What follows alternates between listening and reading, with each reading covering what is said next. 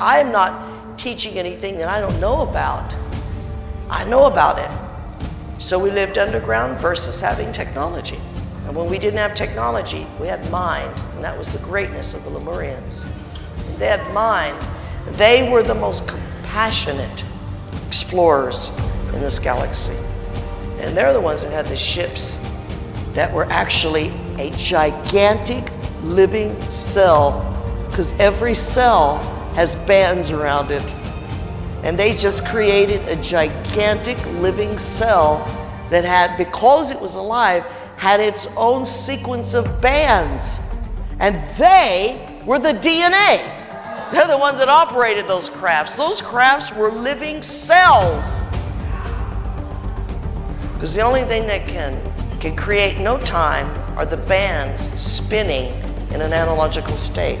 Well, do you know the greatest spacecraft you will ever build that this government knows about was built from living biological systems?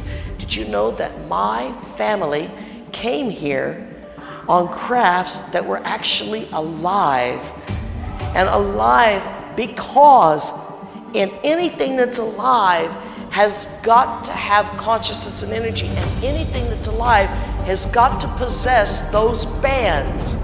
And all they did was take one cell and make it as many sizes as they wanted to.